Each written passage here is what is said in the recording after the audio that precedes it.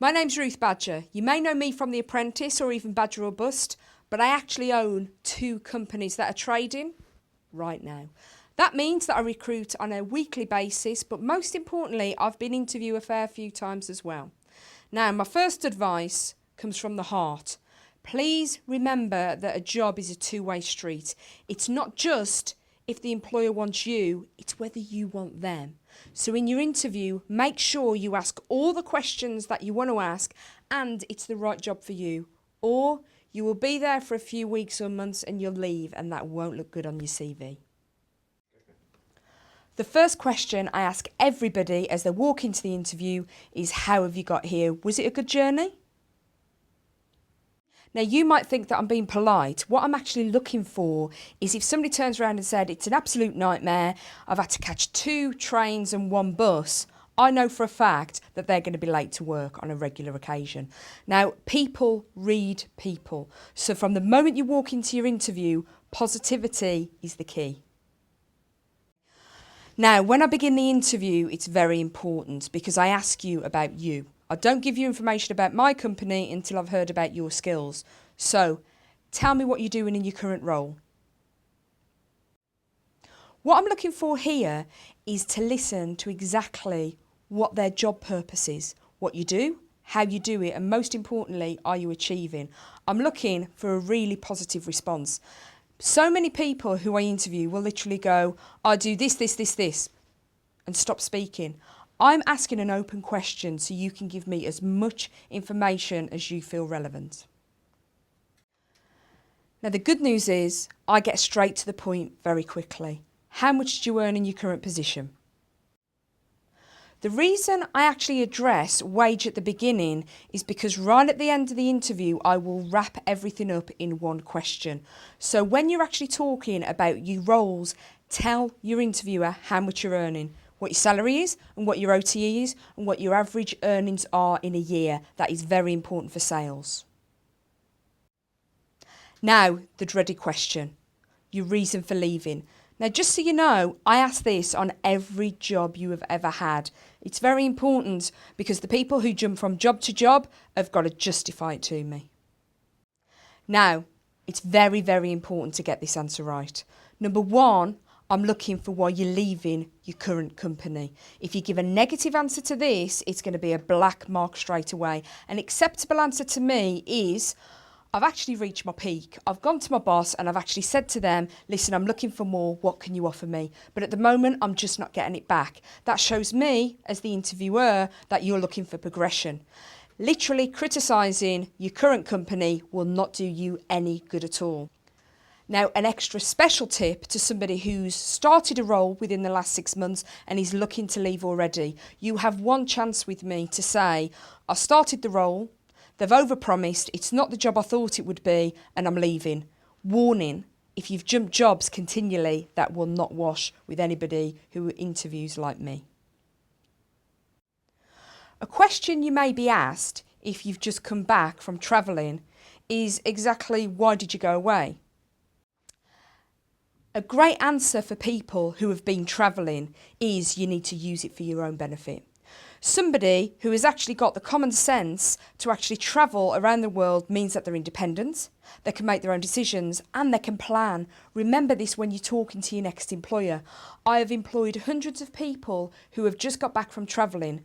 They're more mature, they've actually got more experience of the real life, and that helps with whatever job you're doing.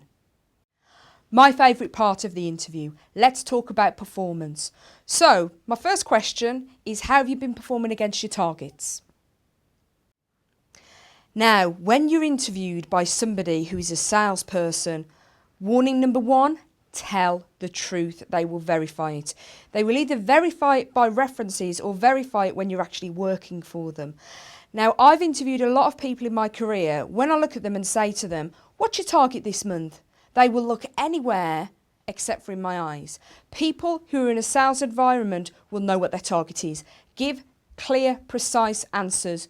Do not lie if you haven't hit your target. Because ultimately, if I say to you, what's your target this month? And you say, I need 10 sales. Okay, what have you done? Well, this month I've done 8 sales. Last month I did 12 and the month before I did 9. On the average, you are performing. So stand firm, give me the answers, and that will put you in the running for the job. My next question is, what can you actually bring to my company that I haven't already got? Now, this is a difficult question to answer. Why? Because you don't know what staff I've got. You haven't been out to my floor. You haven't met anybody else in the team. So how do you answer it? Well, it's easy. Tell me about you. If you can't sell yourself in an interview, who else is going to do it for you? Little facts are really, really important. You're a team player. You play sport.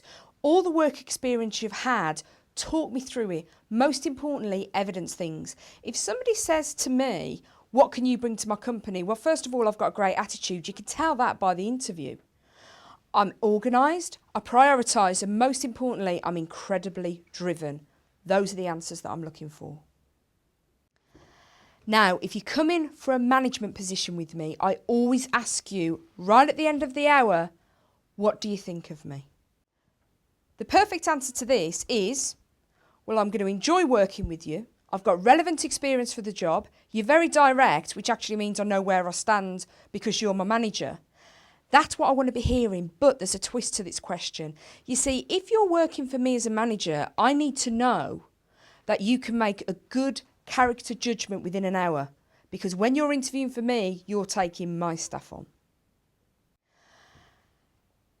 Now, working for me is a full-time job. So tell me, what are your normal working hours? This is a tricky one to answer, because what you don't want to be is part of the 9 to 5:30 brigade, especially in a sales environment. What you actually say is, I will work whatever necessary. At the moment, I do varied hours. If you're like me, I work between the hours of 8 and 8. And that means that I will adjust my timings to ensure that I hit my targets. That is perfection in an answer. If I think you're exaggerating the truth about the hours you work, I will turn around to you and say, give me your definition of commitment. Now, this is a big challenge because there could be one of many answers. What is your definition of commitment? Hitting every target you set for me? Or working as long as I need to hit every target you've set for me? That is the correct answer. Now, I have asked you your reason for leaving every job. So if you have jumped every 6 months, every year, every 2 years, this question is a certainty. So you change your job quite a lot. How can you convince me that you're going to stay working for me the longer than a year? The key to this answer is to tell the truth. I have changed jobs every 2.5 years since I've been 18 years old, but it's because of progression. That's a positive. Tell them that, but make sure they understand that you are willing to improve as part of your career. Now, the opposite. If you've jumped from job to job because you didn't like it or you didn't want to do it, that is not going to communicate well. So my answer to that would be very simple. Yes, I have changed jobs quite a lot, but I've never really found the job that suits me. The reason I'm here, the reason I want your job is because I actually think that this is the turning point in my career. I can guarantee to you that I will give you everything I need to in order to achieve. I'm looking for longevity. I'm not looking for a job anymore. I'm looking for a career. Perfection. This is one of my killer questions that I always deliver right at the end of the interview.